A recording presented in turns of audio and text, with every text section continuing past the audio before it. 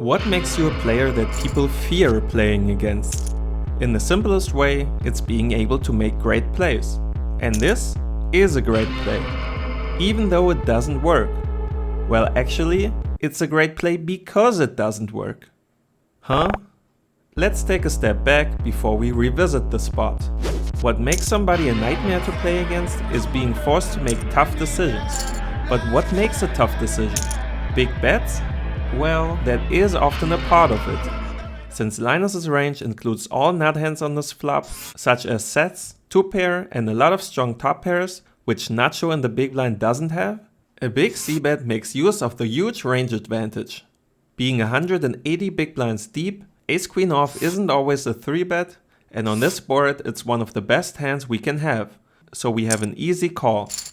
The 10 on the turn completes the queen-jack straight, which does give us a few nut hands. Still, Linus's range is far ahead, not only having more queen-jack combos, because we would 3-bet a few suited ones, but also still being the only one to have second nut-type hands such as aces, kings and ace-king. So another big bet again takes advantage of that. Ace-queen is still way too good to fold, but 50% of our range would already have to give up here. On the river, Linus takes it one step further and goes for 140% overbet. If we ask the solver, we would be check raising a good part of our queen-jack on the turn, so when we just call, we have even less nuts on the river. And still lacking all the best sets and 2-pair, Linus can put pressure on us by again betting big. This is what having a tough decision looks like.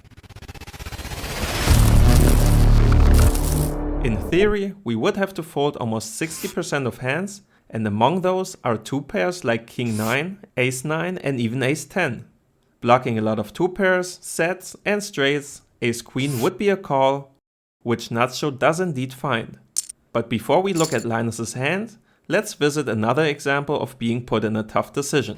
Betting big isn't the only way of putting someone in an uncomfortable spot. In this hand, Stefan plays his top pair no kicker deceptively and checks it through to the river. Which would never happen in theory, as the flop is basically a range bet and the turn would also always be a bet. But we know that Stefan likes to take unconventional lines to throw his opponents off. In this case, however, Linus bets the river. Since he only called a min-raise pre-flop, his range is really wide, and Stefan sees that top pair is good enough to value raise. However, Linus decides to do this. Having seen a check back on flop and turn, Linus can confidently assume that Stefan rarely has a nut hand like a set or a straight, as even Stefan would rarely, if at all, like to miss value from those hands on earlier streets. So in this spot, only trip 6s are really a hand that can comfortably call a river 3-bet. And of those trip 6s, Linus's wide big blind calling range includes a lot more than Stefan's check-through range. Another example of how being aware of the ranges in play allows Linus to put his opponent in a tough spot. Stefan does decide to call, which in this sim is confirmed by the solver. Admittedly, this theoretical game tree likely looks a lot different than what is happening between the two in real life. But the concept of using aggressiveness with your uncapped range against the capped one still applies, maybe even more than in theory. So what about this spot?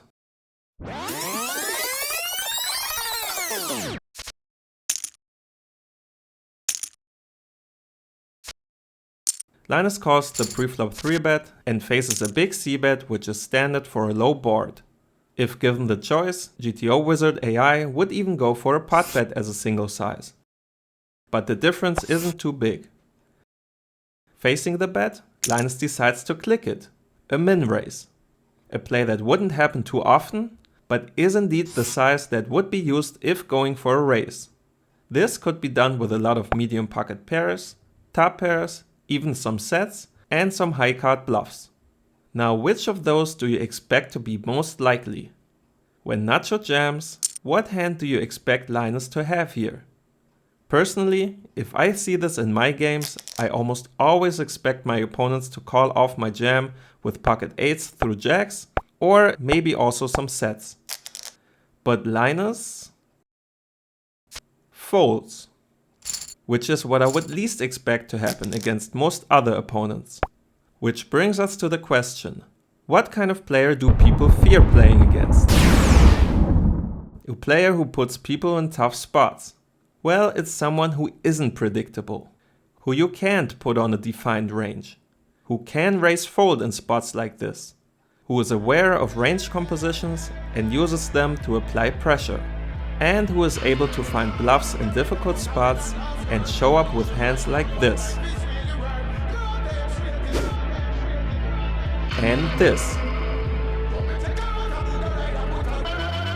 Which in turn allows him to get paid in spots a predictable player would never.